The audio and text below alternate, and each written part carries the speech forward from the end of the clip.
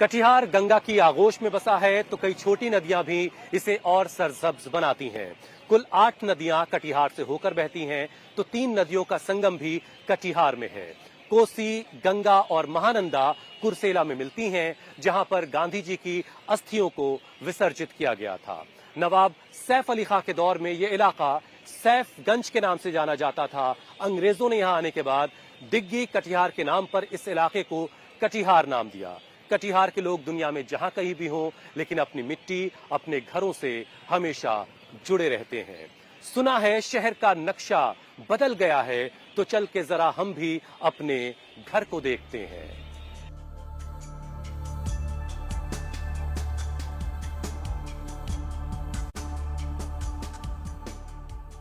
कई नदियों से घिरे कटिहार की पहचान बाढ़, कटाव और पलायन बन चुका है। इस इलाके के लोगों को अब न माचिस फैक्ट्री से रोजगार मिलता है, न ही जूट का काम चल रहा है। पश्चिम बंगाल से सटी कटिहार लोकसभा सीट पर मुसलमान 41% है। मुसलमान वोट की ताकत इतनी है कि उसमें किसी भी पार्टी का कोर वोट जुड़ते ही जीत की गारंटी बन जाती है। कटिहार से जेडीयू ने दुलाल चंद गोस्वामी पर फिर से दांव खेला है, तो राहुल गांधी की पार्टी ने तारिक अनवर को मैदान में उतारा है। हम इस वक्त कटिहार के मिर्चाई बाड़ी इलाके में हैं। तारिक अनवर साहब यहां प्रचार करते हुए हमें मिल गए, तो हमने सोचा जरा उनसे भी बात की जाए। तारिक साहब, कैसे हालात हैं कटिहार के? मैं तो कहूँगा अच्छे हैं और मेरे मुवाफिक है, कांग्रेस के मुवाफिक हैं। गठबंधन जो हमारा इंडिया गठबंधन, उसके साथ है लोग और जहरियत लोगों की बन रही है इंडिया गठबंधन को जिताने की। ओवैसी मान लीजिए अगर यहाँ से कोई कैंडिडेट दे देते हैं या कोई और मुस्लिम मजबूत चेहरा आता है सामने, फिर मुकाबला कैसा होगा? कोई फर्क नहीं पड़ेगा। देखिए, जो सेकुलर वोट है वो अपनी जगह इंटैक्ट है। कोई आए कोई जाए, उससे कोई फर्क नहीं पड़ने वाला है। कोशिश भारतीय जनता पार्टी की यही है कि जिसको कह सकते हैं कि ऐसे उम्मीदवारों को खड़ा करने की कोशिश करेगी या ऐसी पार्टी को खड़ा करने की कोशिश करेगी। जैसे आपने ओवैसी जी का नाम लिया, तो उनकी पार्टी को तो सभी लोग मानते हैं कि वो भारतीय जनता पार्टी की बी टीम है, उनको भारतीय जनता पार्टी स्पॉन्सर करती है। तो जहाँ जहाँ खास तौर पर अल्पसंख्यक समुदाय की आबादी है, वहाँ उसको डिस्टर्ब करने की वो कोशिश करते रहे हैं, पहले भी करते रहे हैं और सभी स्टेटों में जाके करते हैं। वो अपने स्टेट में तो वो सिर्फ 7 सीटों पर चुनाव लड़ते हैं, लेकिन दूसरे स्टेटों में जाके कहीं 40 सीटों पर, कहीं 15 सीटों पर, कहीं 20 सीटों पर चुनाव लड़ते हैं। तो उनके बारे में एक आम धारणा बन चुकी है कि वो एक भारतीय जनता पार्टी के स्टूल है। इस बार कटिहार का मुसलमान मोदी नीतीश की जोड़ी के साथ जाएगा या फिर तेजस्वी राहुल के हाथ को मजबूत करेगा? सीएए का इस इलाके में कितना और कैसा इम्पैक्ट होगा, ये जानने के लिए हम हर तबके के मुसलमानों के पास पहुंचे। हम इस वक्त कटिहार के चौधरी मोहल्ला इलाके में हैं। कुछ लोग हैं यहाँ, जरा उनसे समझते हैं कि ये इलाका पिछले कुछ सालों में कितना बेहतर हुआ है और इनका कारोबार किस हाल में। क्या नाम भाई आपका? मेरा नाम जफीर हुसैन है। जफीर हुसैन, क्या करते हैं भाई? मैं एज ए असिस्टेंट प्रोफेसर हूँ। अरे वाह, कहाँ पढ़ाते हैं? मैं डिग्री कॉलेज में हूँ। अच्छा अच्छा। मुसलमान बच्चों की पढ़ाई लिखाई का क्या हाल है भाई? पहले से तो बेहतर है। अच्छा। जो आज से 25 साल 30 साल पहले लोग पिछड़े थे, तो अभी हमारे समाज के लोग कुछ बेहतर है, पहले से बेहतर है।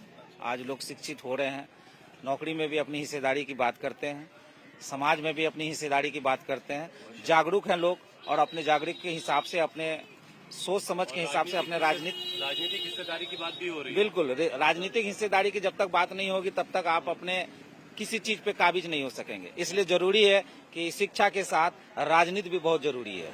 ठीक बात है। आपका नाम क्या है? मोहम्मद मंसूर। मंसूर साहब, क्या करते हैं आप? हम बिजनेस करते हैं, छोटा मोटा बिजनेस है, चप्पल जूते। ठीक है जी सर। अच्छा, शहर कुछ बेहतर हुआ आपका? हाँ, वो जो है आपका नोटबंदी के बाद कुछ अब बेहतर हुआ है।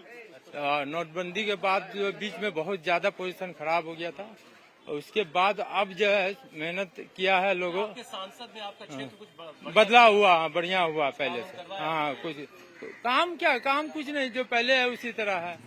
बस। नाम क्या है आपका? पहले नाम? मोहम्मद पप्पू नाम है। मोहम्मद पप्पू। मोहम्मद भी है, पप्पू भी है। मोहम्मद पप्पू। हाँ वही मोहम्मद पप्पू। ये और इसी साहब को मतलब हम लोग को कोई चर्चा नहीं है। पहले थे कांग्रेस से, लेकिन बड़ा उनके नाम नहीं होगा, उत्तर बंगाल तरफ होगा। ये खास करके उस तरफ अच्छा यहाँ जो भी टक्कर होते हैं कांग्रेस से होते हैं, बीजेपी से होते हैं। अच्छा, क्या नाम है भाई आपका? मोहम्मद अरमान मंजराना। ये बताइए कि मोदी जी ने मुसलमानों के लिए कुछ किया है? नहीं, कुछ नहीं। कुछ नहीं किया। जब से आए हैं सिर्फ राम मंदिर, हिंदू मुसलमान, सीए, एनआरसी और कुछ नहीं। हम इस वक्त कटिहार के डीएस कॉलेज रोड पर महमूद चौक के इलाके में हैं। कुछ लोग यहाँ बैठे हैं, जरा उनसे हम बात करते हैं कि कितना बेहतर हुआ है कटिहार। चाचा, नाम क्या है आपका? मोहम्मद रहमतुल्लाह अंसारी।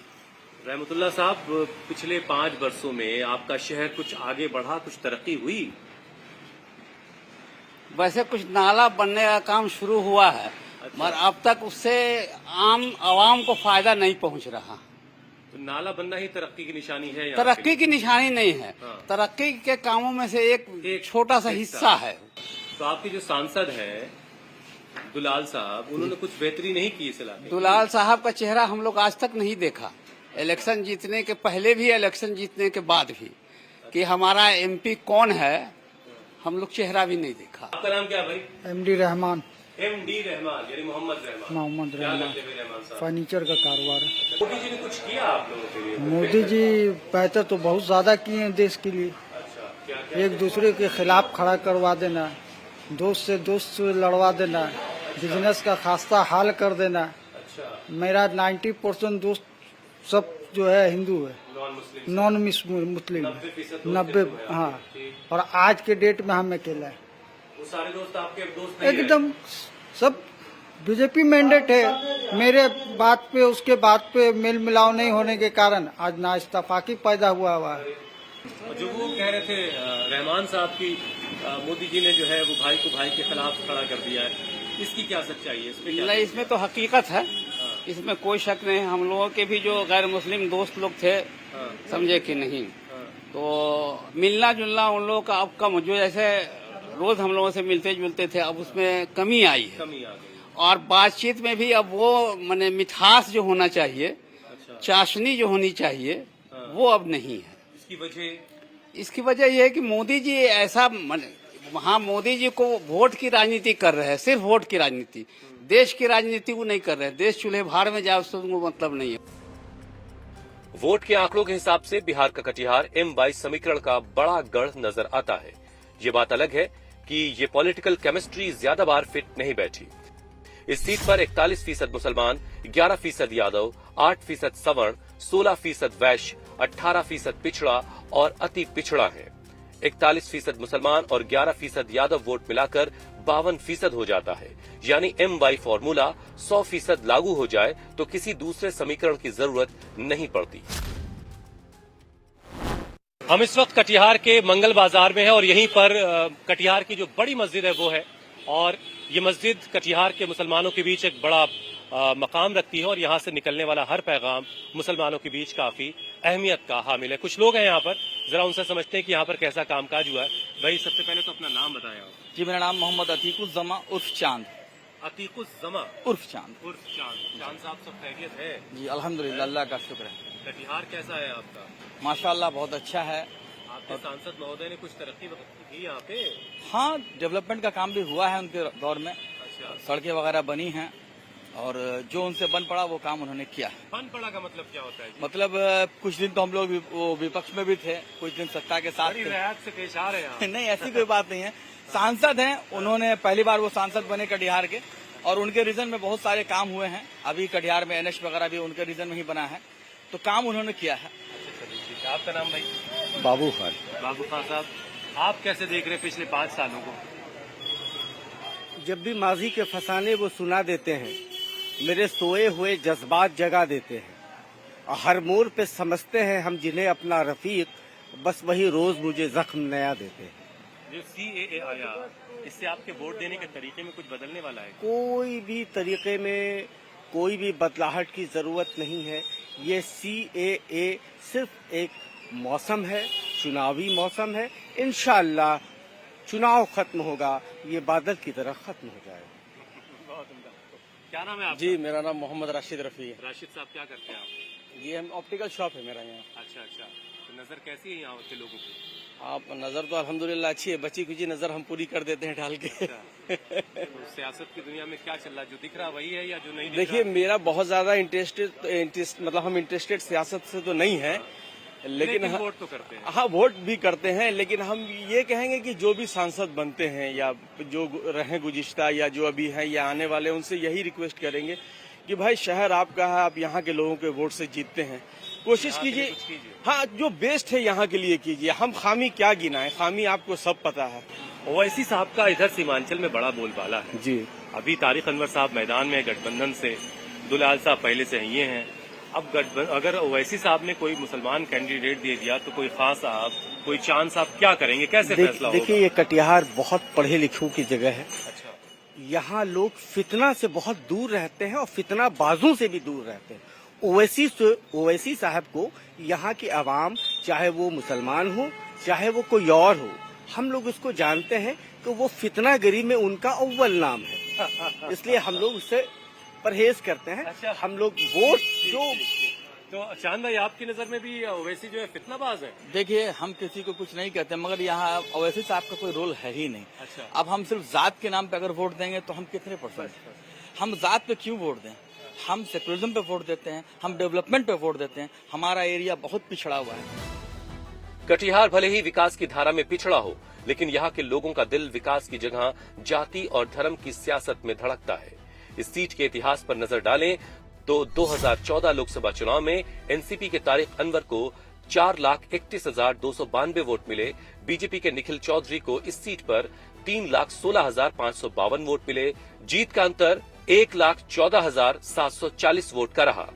जेडीयू के रामप्रकाश महतो, जेएमएम के बालेश्वर मरांडी, निर्दलीय अशोक भगत, कन्हाई मंडल जैसे कई हिंदू प्रत्याशियों को 1,65,000 से ज्यादा वोट मिले, यानी जीत के अंतर से करीब 50,000 ज्यादा। अब मुसलमान वोट बढ़ता है तो कैसे चुनावी समीकरण होते हैं, ये भी देख लीजिए। 2009 लोकसभा चुनाव में बीजेपी के निखिल कुमार चौधरी को 2,69,834 वोट मिले। मुसलमान उम्मीदवारों में एनसीपी के तारिक अनवर को 2,55,819, एलजेपी के अहमद अशफाक करीम को 45,773, सीपीआई-एमएल के महबूब आलम को 32,035, मोहम्मद हामिद मुबारक को 23,894 वोट मिले, यानी मुस्लिम प्रत्याशियों के बीच बड़ा वोट बटा और बीजेपी की जीत का रास्ता निकला। हम इस वक्त कटिहार में हैं। कटिहार में हमें पता चला कि यहाँ का डीएस कॉलेज पूरे सीमांचल के इलाके में सबसे बड़ा कॉलेज है, बड़ा नामी कॉलेज है। तो ये हसरत हुई कि जरा चल के कॉलेज देखा जाए। तो कॉलेज की हाल जो है वो फरमान आपको दिखाएंगे जरा बिल्डिंग्स का, और यहाँ पर जो फर्नीचर है, दरवाजे हैं, ग्रिल है, इनकी तस्वीरें अगर आप देखेंगे तो आप अंदाजा लगा पाएंगे कि कटिहार का ये सबसे बड़ा जो कॉलेज है, बल्कि सीमांचल का सबसे बड़ा कॉलेज, उसका क्या हाल है। अब जब हम कॉलेज पहुंचे तो फिर सोचा हमने कि जरा उर्दू डिपार्टमेंट का हाल देखा जाए। तो ये है उर्दू और फारसी विभाग, department of Urdu and Persian. अब यहाँ के जो एचओडी हैं डॉक्टर अनवर हुसैन साहब, वो अकेले एक स्टाफ हैं जो पूरा डिपार्टमेंट अपने कंधों पर उठाए चल रहे हैं। मतलब ये कि इनके साथ ना कोई असिस्टेंट प्रोफेसर है, ना कोई और स्टाफ है, और ये अकेले पूरा उर्दू डिपार्टमेंट संभालते हैं। तो डॉक्टर अनवर साहब, पहले तो शुक्रिया। ये बताइए कि अकेले कितने बच्चे हैं आपके पास जिनको आप इतनी आसानी से पढ़ा ले रहे हैं भाई? ये हमारे यहाँ बच्चे अगर देखा जाए इंटर से टोटल उर्दू के बच्चे जो है वो 250 के आसपास लगभग है। 250 लोगों को अकेले अनवर साहब कैसे पढ़ा लेते हैं? वो मैनेज करना पड़ता है। वो अब सबका सब रोज तो क्लास हम नहीं ले सकते। अब इंटर वालों का क्लास वीक में एक दिन लेते हैं। जो हाल इस इतने बड़े डीएस कॉलेज का है, आसपास के और कॉलेजेस का हाल भी क्या? सब कॉलेज में देखिए वही हाल है। टीचर जो है सिर्फ उर्दू डिपार्टमेंट की बात नहीं है। अच्छा। आप और डिपार्टमेंट में अगर आप जाएंगे तो और डिपार्टमेंट में वहाँ भी फैकल्टी जो है वो खाली है। ये सिर्फ यहाँ की स्थिति नहीं है, ये पूरे बिहार की स्थिति है। आप जहाँ जाएंगे आपको यही लगेगा, क्योंकि बहालियां होती नहीं है। आपका नाम क्या है?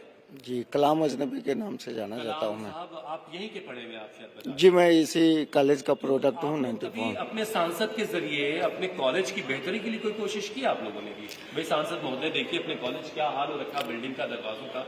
मुझे लगता है जो प्रेजेंट अभी सांसद है वो भी इसी कॉलेज के प्रोडक्ट हैं। और इससे पहले जो सांसद हुआ करते थे तारिक अनवर साहब, उन्होंने बहुत कुछ दिया भी है इस कॉलेज को, ऐसा नहीं है कि नहीं। बीच में जब मैं स्टडी कर रहा था इस कॉलेज में, उस वक्त कॉलेज की हालत बहुत अच्छी थी। अच्छा, एक गठबंधन के तारिक अनवर साहब हो गए, एक तरफ से दुलार साहब हो गए, तो ये आपको उलझा रहा है या आप क्लियर है? नहीं, देखिए यहाँ के वोटर तो जो है वो उनको क्या करना है वो बताएंगे तो आपको नहीं, लेकिन कलाम साहब आप दरअसल जो महागठबंधन और गठबंधन का ये खेल में लोगों को बुरी तरह से उलझा करके रखा गया, लेकिन मैं आपको बता देता हूँ और पूरे एतमाद के साथ मैं बता रहा हूँ कि यहाँ ओवैसी साहब अपना कोई उम्मीदवार उतारने वाले नहीं है। ये हवा पानी, हवा हवा हवा, वो कैंडिडेट नहीं उतारे। उनको यहाँ कटिहार की सरजमीन के बारे में मालूम है कि उनका क्या है, कुछ नहीं है। कटिहार की सरजमीन पर उनका कुछ नहीं है। अच्छा, तो लड़ाई जो तारिक अनवर और दुलाल में होगी। दुलाल ने तो कुछ किया नहीं कटिहार के लिए। 5 सालों तक सिर्फ हिंदू मुसलमान, जहां जा रहा हिंदुओं के बेल्ट में गया तो वहां मुसलमानों के खिलाफ बोल रहा है, मुसलमानों के यहाँ आया तो तारिक अनवर ने कुछ नहीं किया, ये ने कुछ नहीं किया। अरे भाई तुम क्या कर रहे हो ये देखो। 5 सालों में 5 जगह जो डेवलपमेंट का काम होना चाहिए था, दिखा दे कहीं पर बोर्ड। पूरे कटिहार में कितना पुल पुलिया तुमने बनाया, कितनी सड़कें तुमने बनवाई। कटिहार लोकसभा सीट कभी कांग्रेस का गढ़ मानी जाती थी। तारिक अनवर 4 बार कांग्रेस के सिंबल पर और 1 बार एनसीपी के सिंबल पर संसद पहुंच चुके हैं, लेकिन पिछले 2 दशक से बीजेपी जेडीयू की जोड़ी की काट किसी दल या गठबंधन के पास नहीं दिखी। 1999 से 2009 तक बीजेपी ने यहां हैट्रिक जमाई तो 2019 में ये सीट जनता दल यूनाइटेड के खाते में गई थी। कटिहार में लोगों से मुलाकात करते करते अब रात हो चुकी है और अब हम पहुंचे हैं ऑफिसर्स कॉलोनी में और कुछ लोग हैं, जरा उनसे समझते हैं कि भाई ये ऑफिसर्स कॉलोनी का क्या हाल है। क्या नाम है सर आपका? मेरा नाम अल्तमश दीवान है। दीवान साहब, कैसा काम धाम हुआ आपके शहर में? कुछ अच्छा लग रहा है, बेहतर हुआ पहले से? नहीं, जो काम है नीतीश कुमार रहे, हम लोगों के यूपीए सरकार यहाँ रही, तेजस्वी यादव रहे, इधर उधर इतना करते तो कि समझ में नहीं आया कि काम धाम है अपना जो चला, जो रूटीन चला। जो सांसद है कैसा काम हम किया? नहीं, उनका कोई काम ऐसा कुछ दिख नहीं रहा है। आपका नाम क्या है सर? जी मोहम्मद हसन। मोहम्मद हसन साहब, क्या करते हैं आप? मैं तो एडवोकेट हूँ पेशे से। करते हैं। जी जी बहुत जी उम्दा। जी। जरा ये समझाइए, आपकी सीएए से आपके वोट देने के तरीके में कुछ बदलने वाला है? सीएए से बिल्कुल बदलने वाला है, क्योंकि सीए एनआरसी का पहला स्टेज है जो सरकार बैकडोर से ला रही है और इससे लोग अलर्ट हो गया है, लेकिन लोगों ने इसको वोट के जरिए ही ये आगे का रास्ता बंद करने की कोशिश किया है। इससे लोगों ने मन बना लिया है कि जो एनडीए सरकार की जो पॉलिसी है, जो हिडन पॉलिसी है, उसको हमको एक्सपोज करना है। गठबंधन से यहाँ तारिक साहब हैं जी, और दुलाल साहब तो बीजेपी के कैंडिडेट हैं ही हैं। जी जी। अगर ओवैसी साहब भी आ गए अपना कैंडिडेट मुसलमान लेकर के, तब क्या करेंगे भाई हसन साहब आप? देखिए, मैं जहाँ तक ये बात फील कर रहा हूँ कि मुसलमान होना, हिंदू होना, ये तो अपनी निजी बात है। क्रिश्चियन होना, जहाँ तक कॉन्स्टिट्यूशन है इस देश का, ये हमको परमिट करता है कि you are at liberty to obey any religion. लेकिन जहाँ तक ओवैसी साहब का बात है, तो जो आरएसएस की पृष्ठभूमि है, ओवैसी की भी पृष्ठभूमि वैसी ही है। वो तो काउंटर करता है, बीजेपी तो उसको फंडिंग करता है ओवैसी साहब को। क्यों ओबीसी के खिलाफ आज तक ईडी ने कोई छापा नहीं मारा? क्यों ईडी कोशिश नहीं किया कि ओबीसी साहब क्या कर रहे हैं? वो मजहब के नाम पर इस देश में की सेकुलरिज्म को कमजोर कर रहे हैं। हम इस वक्त कटिहार के गांजा गली इलाके में हैं और यहाँ जो है कैरम वाला गेम चल रहा है और सब के सब क्वीन के पीछे पड़े हुए हैं। लेकिन जो पॉलिटिकल गेम है यहाँ का, उसमें क्या चल रहा है वो भी जरा समझते हैं। भाई, नाम क्या है आपका? जी, सरफराज नवाज। सरफराज नवाज साहब, कैरम के अलावा और क्या क्या करते हैं आप? बिजनेस करते हैं। मैं कौन जीत रहा फिर यहाँ पे इस बार? यहाँ पे हम लोग तो महागठबंधन को सपोर्ट करेंगे। अच्छा, हम लोग तो मतलब मुसलमानों को कह रहे हैं कि आप अपनी बात? नहीं, हम मेरे दोस्त। हाँ, अच्छा, ठीक है, चलिए। आपका नाम सर? इमरोज हसन। इमरोज साहब, आप क्या करते हैं? मैं प्रोफेशनल फोटोग्राफर हूँ।